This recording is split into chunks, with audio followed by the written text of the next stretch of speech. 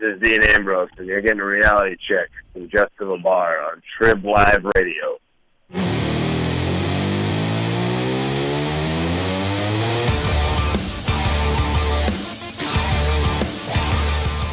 My guest at this time, he made me look like a genius. I kept telling everybody when he signed with WWE in 2011 that this guy is going to be good. He is the real deal. And boy, he's making me look good. Talking about the lunatic fringe, Dean Ambrose. Dean, it's been quite a ride so far. And again, thank you for making me look good. Well, yeah, I do what I can, man. This has been a pretty quick... it's been a pretty quick ride for you. You came into WWE with developmental in 2011. Obviously, the Shield made a very impactful debut, and then now as a single star, I mean, I think you're easily probably the most popular guy right now on Monday Night Raw. I don't know about that. Maybe, maybe not. Depending on the night, what kind of mood the crowd's in.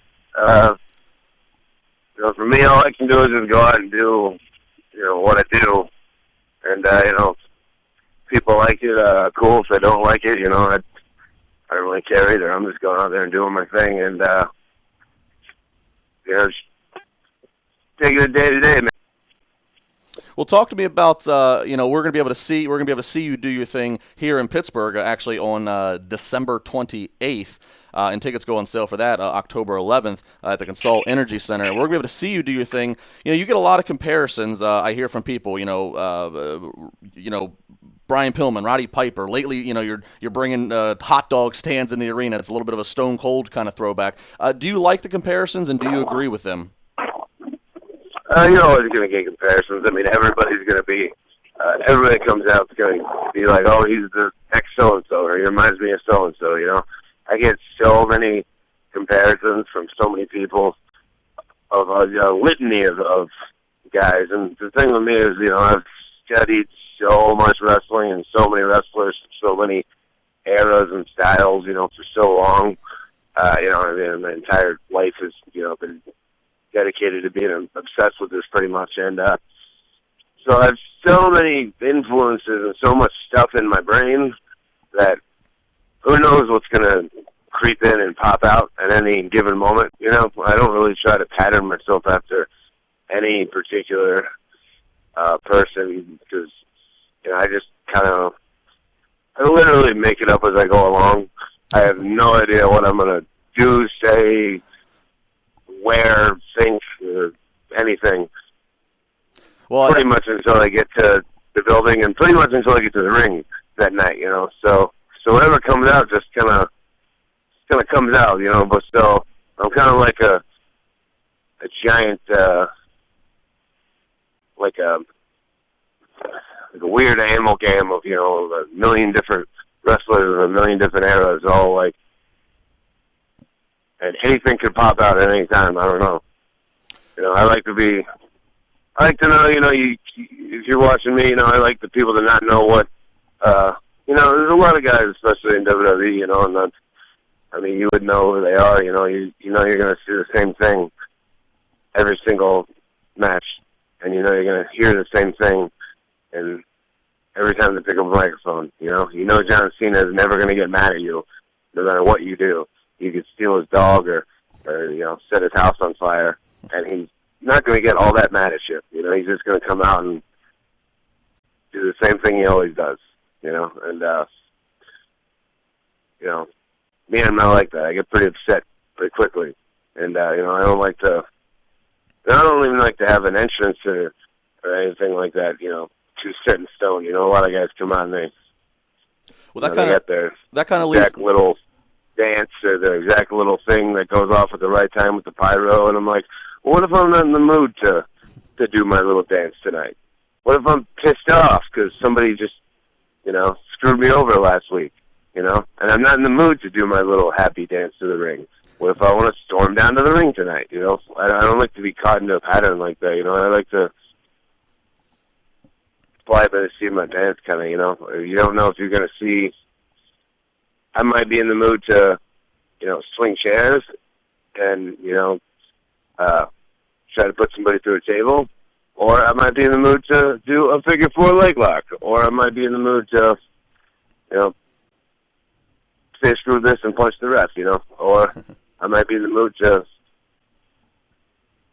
throw an arm drag. I don't know. I can do that too. So, you know, I like to just really wing it. I don't know if that was even your question, but no, it answered the question, but it also kind of leads to my next one, which was I was going to talk about how much you stand out, and I was going to kind of even ask you more about, you know, a creative process of how you come up with stuff, but you've kind of even said it's a lot of it goes on the fly. Because what I associate with you, and you tell me your opinion, is you really are. Nobody could write for Dean Ambrose. You literally have such a unique voice, and which is why I say you're one of the most entertaining and popular guys right now on Raw, because you stand out. Because as you said, there is no routine with you. It is a very, you know, make sure you see me on this night, because it's going to be very special and very different, which I guess is obviously what you're aiming for. Yeah, I mean, you know, for me, I don't like my wrestling, or, you know, my entertainment in general, you know, but I don't like my wrestling to be too clean, and I don't like it to be predictable, and, you know, for me as a fan, and, you know, a lot of stuff is, and by clean, I don't mean, I'm not talking about, you know, like, you know, dirty jokes and, you know, middle fingers and right. stuff like that, you know. I'm not even a big fan of all that, you know. A lot of people talk about, like, oh, the Attitude Era was so great. But, you know, a lot of it was a lot of just terrible crap, sex jokes and, like, you know, over-the-top, terrible, bad comedy that was, like, you know, Jerry Springer type.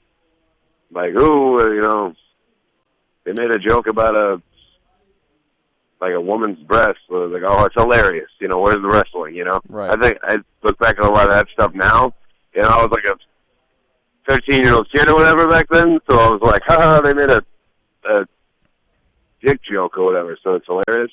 But now I look back at a lot of stuff now, and I'm like, man, where was the wrestling? You know, there was just a bunch of crappy jokes. But anyway, what was your favorite? I don't even know how I got onto that. Well, you know, I like my stuff real and, you know, semi-serious depending on the mood, you know. But you know, I don't like to. I don't even know what I'm talking about now. I don't even know what the original question was. See, that's what I'm saying. I have no idea what's gonna happen. You know, this isn't. You've been a fan of such your life. What is and you know, talking about, you know, wanting your real, you know, your wrestling. You've been a fan. Is there actually a year, you know, as the fan side of you, is there a year that you can remember growing up as like was your favorite time period, your favorite year of wrestling, the WWE? I think '97 was my favorite year in wrestling, and I don't know, you know, if business was you know, great in this company at that time for, you know, parts of that time. But, you know, I think, man, that's when it was, you know, really starting to pick up, or somewhere midway in the year it started to pick up. But I remember just watching back, and I just remember, like, that was, like, one of those obsessive turning point years, because there was so much wrestling to watch all of a sudden. You know, stuff was getting really interesting, and people were starting to, like, you know, get frustrated that the old stuff wasn't working and starting to try new things. And that's fun to watch people be frustrated and try new things, you know. So, and ECW, you know, that was when I first discovered ECW. It was '96 probably, or '97, and just became instantly, like, fell in love with it, like, obsessed, fell in love with it, you know, because it was so different, and, you know, not to say the same thing everybody else says, but, you know, the thing I like about it was so angry. Everybody was just pissed off at everybody else. And that was so realistic. Like, nobody was trying to, you know, do a dance or say anything cute or, you know, everybody was just pissed off. And their first order of business was to, you know, shank whoever had just recently wronged them, you know, and it was, like, so high energy, you know, and I fell in love with that intensity immediately, you know, and, you know, so '97 is my favorite year in wrestling, you know, for all those reasons. Dean, you know, WrestleMania 31 this year is going to be in the Santa Clara, California area. This will be your first WrestleMania as a singles performer? Do you have a dream WrestleMania match you'd like to have? Somebody you'd like to get angry on?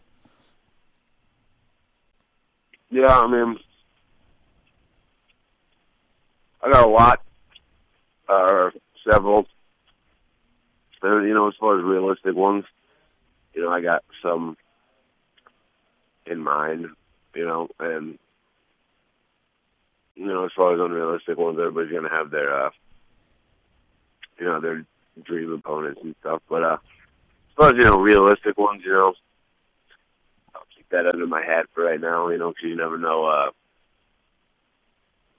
what's going to happen. But well, we'll keep the element of surprise then. Yeah. Good stuff. As far as unrealistic opponents, I'd love to have been able to, if our eras had crossed, just one, we were barely one generation apart. He was at 11:59, and I was at 12:01, kind of thing. But I would have loved to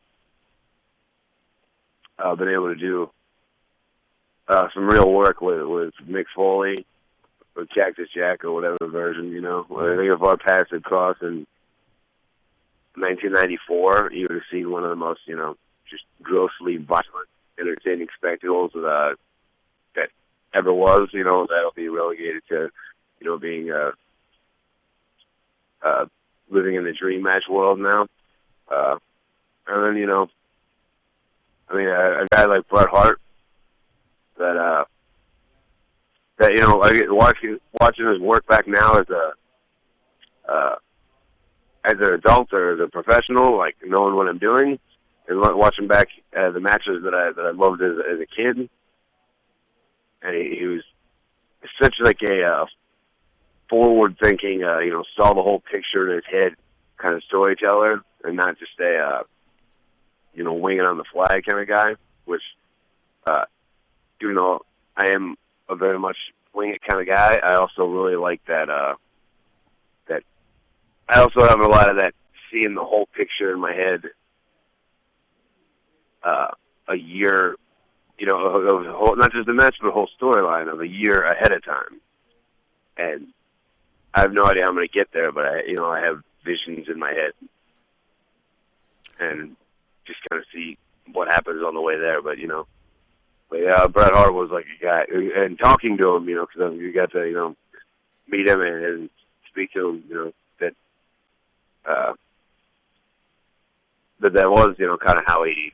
That's how he does things, and just having those two guys, being able to put my mind with their minds, create, something. If we had crossed paths in a different timeline, that would be I would like to create with those two guys. Those are two like dream WrestleMania opponents. Well, yeah, as far as anything actually realistic that you can, talk about, I'm not going to really give you anything. Sorry. Well, I appreciate the honesty, Dean. Thanks so much, man, for the time. And again, everybody in Pittsburgh can see Dean Ambrose at the Consol Energy Center with WWE on December 28th. It'll be a great live event. Tickets on sale as of October 11th. So, Dean, thanks again, and we'll see you in December. And good luck with whatever comes to mind next for you to do. Cool. Thanks, man.